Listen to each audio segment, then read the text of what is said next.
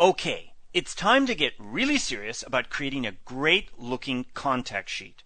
In this project, we're going to be using the CS2 Creative Suite of products to create this contact sheet. And in particular, we're going to use the Adobe Bridge application in combination with Adobe InDesign. In this project, we're going to select images here from within the Adobe Bridge application. We're going to go up to the Tools menu and down to InDesign and over to Create InDesign Contact Sheet. By doing so, we will create amazing things that look like this. Here I'm going to show you some of the examples that I created using this new script. To start with, let's take a look at the default sample in this case, in which the images are displayed here according to the rows and columns that you set up and the page boundaries and margins that you set within the script. In this case, you can see that the name appears under each of these images. Now, what about this? Let's go to another example. In this case, I'm using the same script, but I'm combining it with an InDesign template. This template has brought in features here, as you see, my gray boxes in the background, with a project title at the top, and not only that, down here in the lower right-hand corner, page numbering. Yes, sequential page numbering on each of your contact sheet pages. Finally, it's here. I will demonstrate how to apply that to your templates. And finally, for extra credit, you could apply your own logo, as you see here at the top of this page, to your designs. Let's get started and go back to the Adobe Bridge application, target my folder of images that I'd like to convert into a contact sheet. Now, I should warn you, this contact sheet script does not process raw images. However, I highly recommend an easy way to convert them is to select your raw images from the Bridge application, go to Tools, down to Photoshop, and over to Image Processor. The image processor will allow you to process multiple images quickly and easily and convert them into JPEG, TIFF, or PSD files, which then can be processed with this new script for InDesign. Let's give this a try with these JPEG images.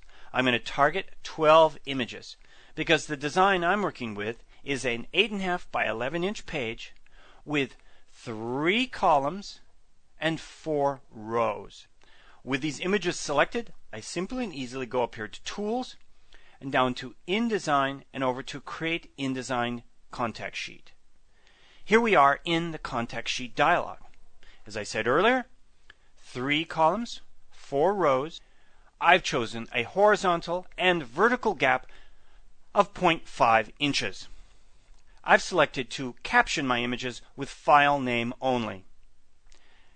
Now, very important, page setup. By clicking on this button here, we can go in and we can set up the page setup and margins for our InDesign document. So we're actually setting up our InDesign page from within this dialog. As you can see in this particular case, I've readjusted my left and right margins to reposition my images and center them more within my page. Finally, I'm going to click OK after making adjustments to this, and those are set. Now, all I have to do is click OK. And amazingly, and very quickly, it will grab all of those images, place them into the page, and there it is. As you can see, we have our grid of images 3 by 4.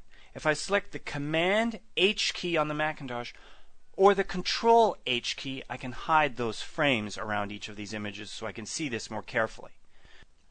Also, check this out. If you hold down the Control key, then click anywhere within your image, you can go down to Display Performance, and I can see the images at a higher quality. That's one of the really nice features found in Adobe InDesign. So, what about the templates? Let's give a template a try. I'm going to close this down. Let's take a look at those templates again, here from my window in my Bridge application. The template I want to use is this one here, 3x4 columns, and I just have the project name at the top with the numbering down here at the bottom. So we're going to use this template and position it under our images. Let's go back to our images here, target our images and select them here. Go to Tools, InDesign, Create InDesign Contact Sheet, but this time use the InDesign template. Now notice, when I selected InDesign template, the page setup has dimmed gray. You can no longer select it because all of the page margins and page setup are contained within the template. Got that? So you don't need to set them up. They come with the template. So let's now assign the template by clicking on the word template, browsing here to my desktop and my InDesign templates. I'd like to select the template here that will work best for this. In this case, it's the 3-column by 4-row template. I double click on that and it has applied that here, as you can see. Before I click OK, you have to make sure that you've set your horizontal and vertical gap to correspond to the original design.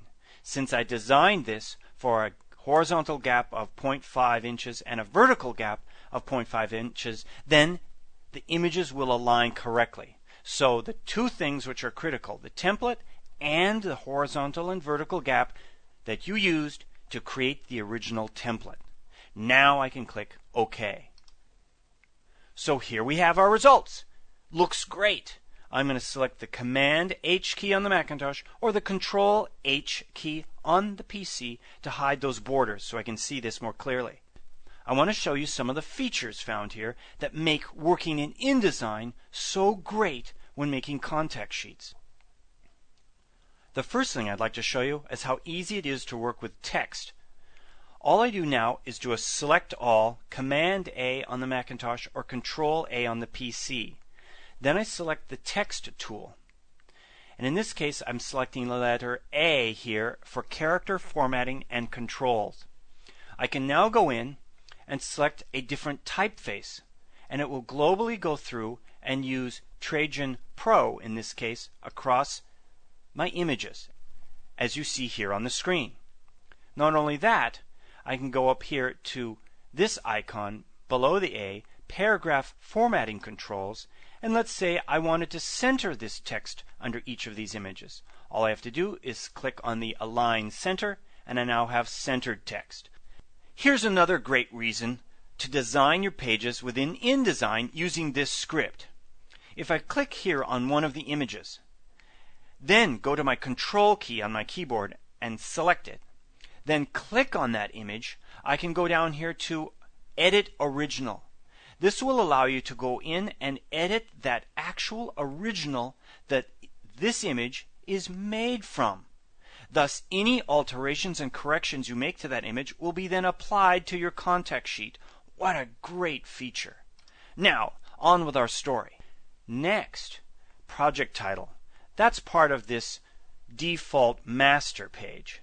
So I'm going to go up here and click on the A master that I created earlier. Then go in with my text tool, click and drag through the project title, and I can put in my own title. And the great thing about this is, because this is a master item found on the master page, it will then change this across all of the corresponding pages. All I have to do now is start typing, and I can put in my own title, just like that. I'm going to move over here, target my page again here within my Pages tabbed palette. Double click on this and I can see the combination of my master items with the items that were generated by the script. By now, you have a pretty good idea of how to create your own contact sheet using this new script. You could stop this movie now and get started. Or you could listen further to this movie and learn how to create your own custom InDesign template. I'm going to go through a step-by-step process of creating a simple template. But don't forget, on this CD containing this fine movie, or on Mr. Brown's website, www.russellbrown.com, you can find the template that I'm using here on this page. Now let's get our project started. Let's close this and start from scratch. Now, as you remember earlier, with one of my pages examples I showed you was this default page here. It's the page we created earlier with no template. It's essential to base your template on an existing design that you've generated from the script. Just a quick note at this time about good contact sheet design. As you can see in this 3-column, 4-row design, the bounding box around my images is very close to being a square. This square boundary ensures that my horizontal and vertical images will be the same size. If you take a look at this example, which is a 4-column by 3-row design, you can quickly see that the horizontal images are much smaller than the vertical images. Just something I'd like to bring to your attention. Now let's switch back to my original 3-column, 4-row design, and I'm going to take this design and convert it into our template. And this is how you do it. First of all, I'm going to select this arrow, the Direct Select tool, which allows me to go in and target the images. I'm going to select the Delete key to delete the images from this page. I do not need these images because this script will place these images in here for me each time. But I do want to maintain the grid structure, these gray boxes you see. The other thing we want to delete is the text in this particular case. The text again will be generated by the script each time we run it. We do not want this particular text because it relates to this project. But now we're left with this grid. It's this grid that we're going to use to design our custom page. Now how do we do that? To begin with, we're going to go up here to this flyout arrow found here in this Pages tabbed element. You click on Pages to bring this open, and here the flyout arrow at the top. I'm going to select Save as Master. What is it saving as the master? It's saving this page called A1 over here. Do you see it? We're saving this grid we created as a master because the A master, which is a double page spread, does not contain this information. So let's select Save as Master. So now we have B master. We can now delete this A master. We don't need this for this particular project. I double click on it to select it. Make sure it's selected. Then from the flyout arrow, delete master spread A master. Sure. Yes. Okay. Go away. Now watch carefully. This is important. We must click here on this Applied None feature here, right here, next to the B master. Do you see this where I'm clicking? Then drag it down and drop it on top of our page. We've now assigned this B master to this page. Then, if we double click on this page, we are targeting the page itself and not the master. Do you concur? Do you agree that I've double clicked on it? Yes. Now watch this. It gets a little confusing. I'm going to do a select all. Command A on the Mac, Control A on the PC, and I'm deleting. That's right, I deleted a copy that was already there on that page, and I've left the master only. So now the master items, if I double click here, are displaying on this page because we selected this icon and dragged it down onto this page. That's how we would assign it. So now we're ready. But wait, I want to do some adjustments to this master page. So again, I double click on the B master, and I can select these items, and in this particular case I'd like to fill these with gray. Going over here to my tool palette, I notice they're stroked with black. I'm going to turn off the stroke, target the fill, very similar to Photoshop in these tools, then go over here and fill it with a particular value of gray. In this particular case, I'm going to double click here on the value found in the percentage and enter in 25 and select my tab key. So now I have the exact percentage of gray that I want within that box. So I've done my first step in my design, and I've created a gray box that will appear behind each photo. But here is a really important tip and technique on creating page numbering. First of all, I'm going to select my text tool. Notice that I am definitely on my master page here. I'm going to go to the base here, and I want to have down here at the base a area that I'm defining with my text tool that will be my defined area for my page numbering. I've selected the text tool, clicked and dragged to create this box. Then the cursor is flashing. I'm going to enter in the number 1, just like that. So now I'm going to click and drag through this number 1 to select it. So now I'm going to customize this text the way I would want it to appear on all of my pages.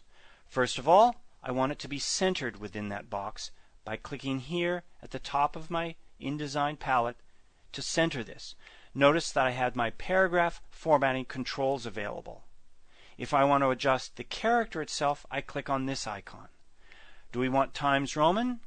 No, in this particular project, I want Trajan Pro regular. What point size do I want? I'm going to go over here and increase this just a bit.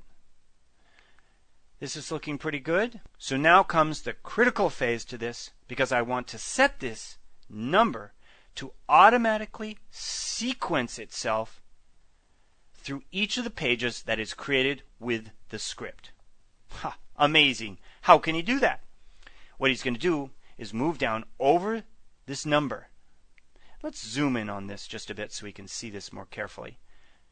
And now I'm going to, with this still selected, as you see here, I'm going to hold down the Control key. Do you see the icon change? And I'm going to click and hold, and then I'm going to go down here to Insert Special Character. Are you watching carefully? Because this will be on the test. Insert Special Character, and over to Auto Page Numbering. Yes. Again, I'm holding down that Control key. Then I clicked on this, Insert Special Character, Auto Page Numbering, and it changed to B. Now, why did it change to B? Because this is placed on the B master item. How interesting. Now, if I double click on my hand tool, I can see my full page again, and everything is good, right? All we have to do now is to save this page. It's ready. We've got our gray boxes. We've got our sequential numbers. We go up here to the File menu, Save As. Let's save this as the default sample to the desktop, and let's save it in the InDesign CS2 document format. You're thinking that you might want to save this in the CS2 template format. Well, you could, but you don't have to, because this particular script uses the document format just as easily as the template format. I'm going to click Save. It has now saved that to the desktop. Do you all agree? Yes, we agree. We can now close this, because now is the final test. Because now, will this work? I'm going to select the contact sheet images here. Target the images I would like to place on my new template design. Then, moving up to the Tools menu, down to InDesign, Create InDesign Contact Sheet.